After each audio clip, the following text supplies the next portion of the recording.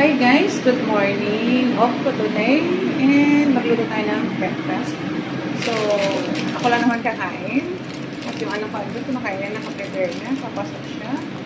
So, ito, magluto tayo ng pancit canton. Gusto ko kumain ng pancit canton. Ayan guys, dalawa yung aking iluluto. Kasi ang liit nito, oh. Ang liit naman ng isa, kulang yan sa akin.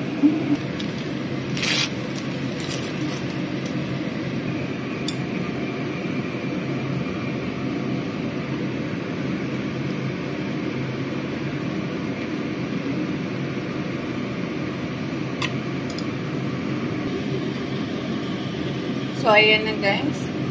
Hindi ko na siya pakalambutin kasi mas masarap para sa akin yung hindi ganun kalambot.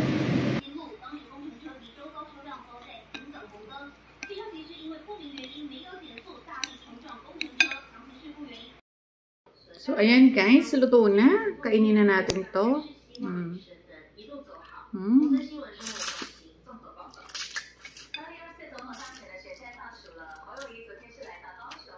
Sarap. Namiss kong kumain nito guys. Tapos, yung binili ko kahapon, yung doja, naicha to guys. So, ayan, meron pa. Hindi ko naman kasi maubos to sang lagukan. So, ayan.